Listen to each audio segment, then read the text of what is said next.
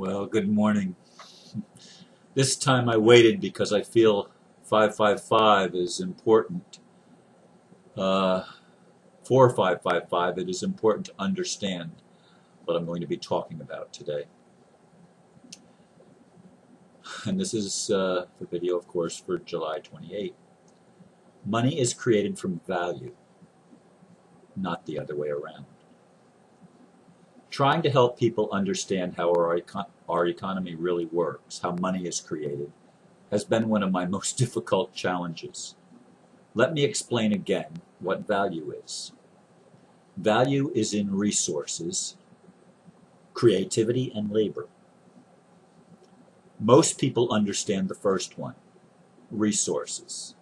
Oil, as I mentioned a few days ago, gold, silver, precious stones, and other metals, food, water, air, and even sunlight. These are commodities well known in our world. But what gives these resources their value? Creativity and labor, or work. Nothing has any intrinsic value whatsoever without the human element stemming from our creativity and ability to find uses and make products from the resources we have at our disposal. We are the value, and money has been created from our promises to create and work. Of course, it's fraud the way it's been done. I hope this video helps clear up some of the confusion. When I've tried to explain to my friends that banks don't lend money, they look at me like I'm nuts. I mean, when I first heard it, I thought it was nuts too. What do you mean they don't lend money? Of course they lend money. I mean, I wouldn't have been able to get that car, or the several cars that I've purchased in my lifetime, if they didn't give me the money to make the purchase. And I wouldn't have been able to buy my house if I didn't get the money from the trust and put the trust up as collateral. You know, I wouldn't have been able to do a lot of the things that I've been able to do if it wasn't for the banks lending me money. That's the delusion that we have been spoon-fed our entire lives. Banks lend money. That's what we've been told. It's not true. It's not true. And I hope I can help you understand why it's not true. First of all, when a depositor deposits his or her money in a bank, it's unlawful and unethical for the bank to then take that money that was entrusted to them and loan or give it to someone else. It's actually against the law. You didn't know that, did you? Most people don't.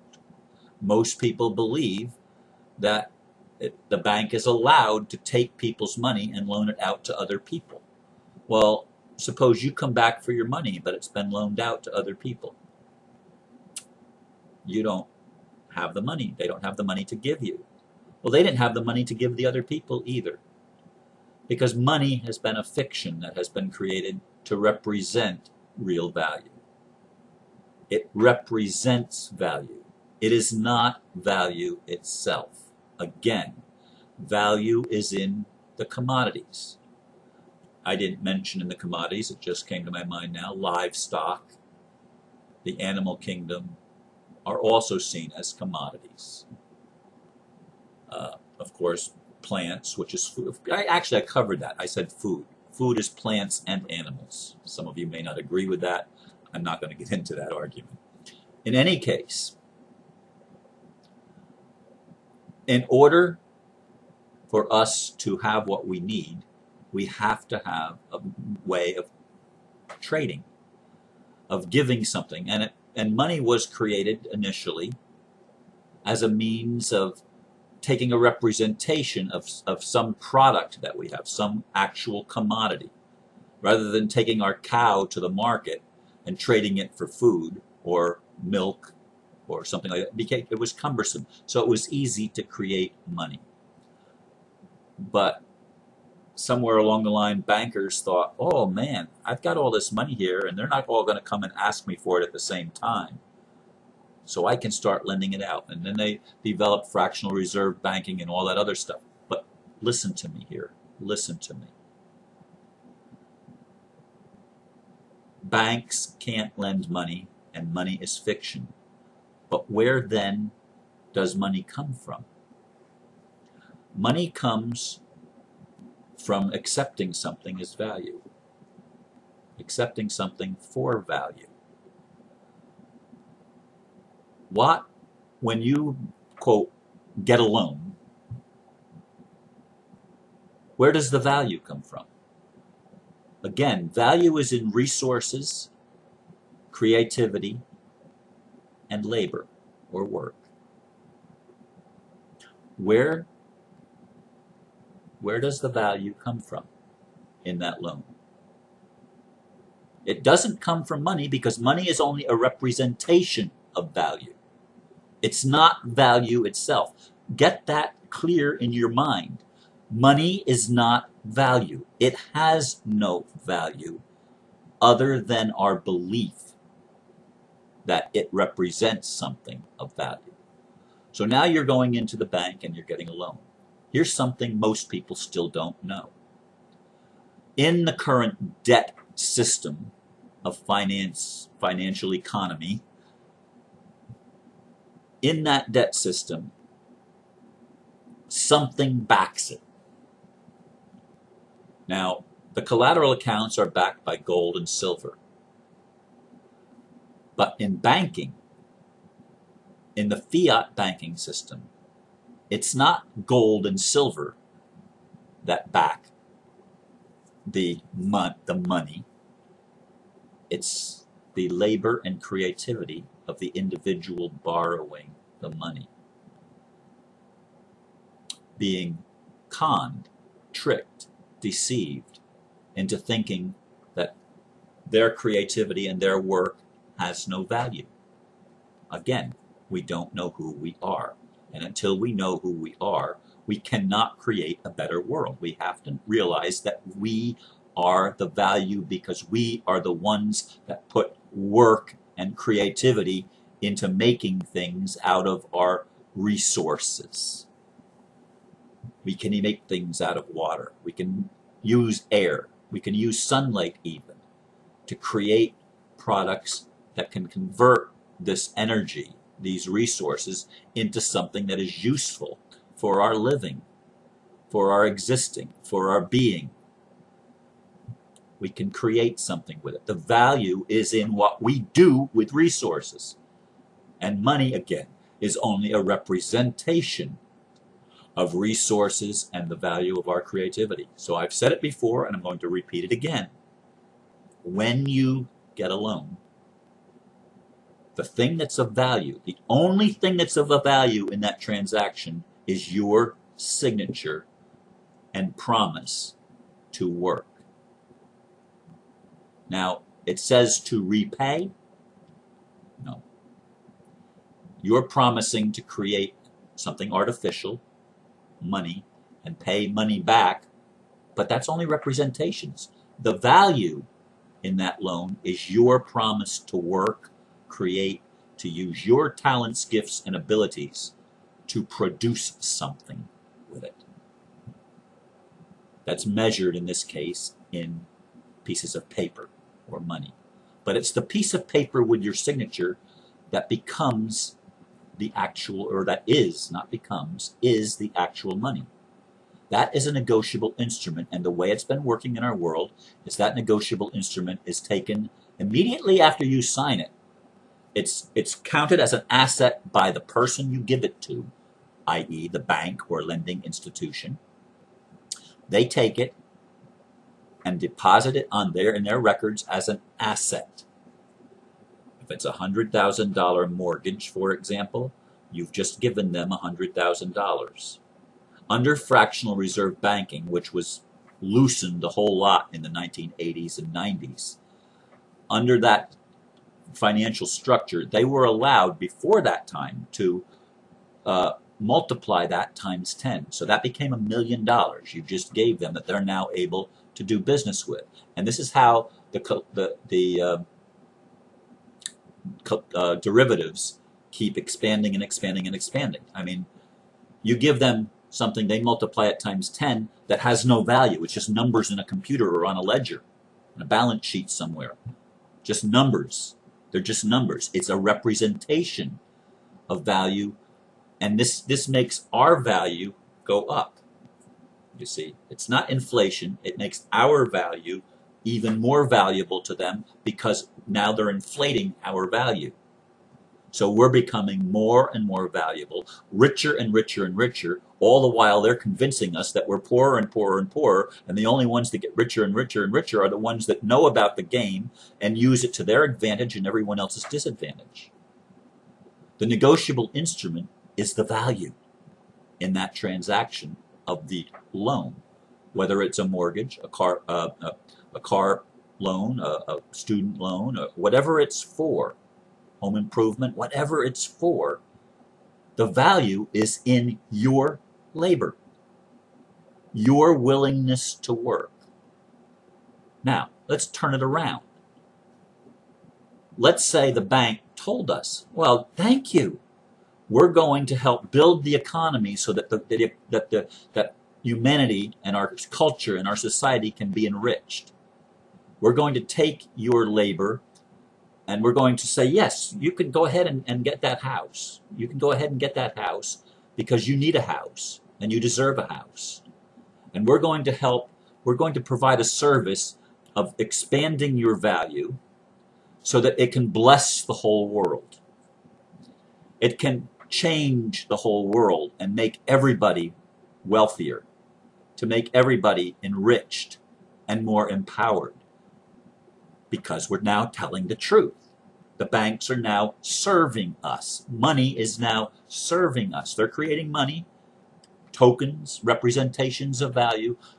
But the real value, again, is in our creativity. So we're moving into a new renaissance. We're moving into a new era when everything is expanding, where the arts and the sciences and all of the technologies are being expanded, adding value because we are taking our creativity, we are taking our labor, and we're making something that's useful to us by utilizing the resources that we're given, including the energy resources. We're using those resources to transform the world and make life better, not only for ourselves, but for the plants and the animals and the air and the water and the soil and all of the commodities that are on the earth, including the minerals and everything else. We're going to see that gold and silver and some of these precious metals that we think are so valuable may end up not having any value at all, or they may have another value, another meaning that we've missed. Maybe by using monatomic elements of gold and silver and some of these things, and using colloidal silver, for example, in suspension, and as a healing remedy, as an alternative to what do you call it when you get a shot or something, antibiotics. It's an antibiotic. Silver is a natural. It kills germs. It kills germs. Copper is a natural algicide, for example. It kills algae and keeps algae from growing. There's uses for all of our resources. We have to discover what those uses are and create something that makes our lives better. Not enriching a handful of people at the expense of everybody else. That's the current system. We can totally change the system when we understand that we, the human being, is really the resource. We are the resource that converts other resources into useful products, into something that benefits us individually and the collective, and builds us up and brings us to a place where we understand who we are. 555 overcomes 666, and 666 is transformed, transmuted. It's no longer the beast. It becomes the avatar, that which teaches us, that which liberates us. So even the monetary system, which was the enslaving device, becomes the liberating device when we shift our perspective. It's still a fiction, but it's a fiction that we have now transformed to use for benefit of people rather than for the detriment and enslavement of people. Do you understand? Am I helping you get the idea in your head of how it works and why it's so important to understand where value really is? It's not in debt instruments of any kind. Not of any kind.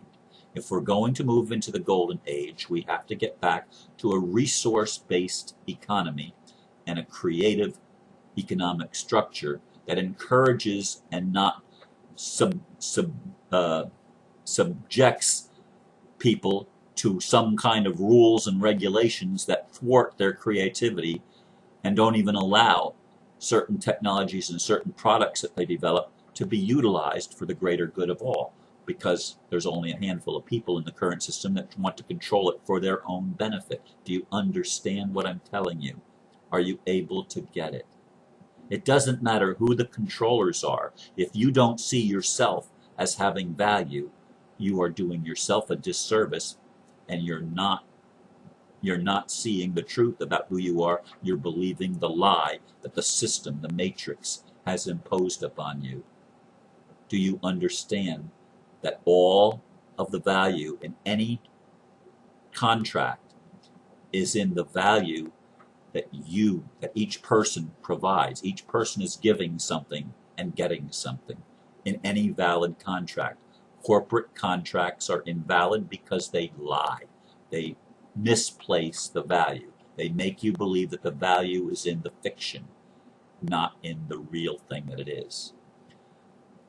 This is the best that I can do, at least at this time, to explain this, and I hope to God that more of you understand what I'm telling you. And as we understand this, as we know the truth, it's okay to get pissed off at the fraud that we've been seeing, but only for a short time. What are we going to do then? We've got to make new decisions. We've got to create something new, a new system. We've got to repurpose the things in the old system to make them serve us instead of enslave us. That's my message for today, or actually for tomorrow. I hope you enjoy it and think about it. Thank you for listening. Namaste.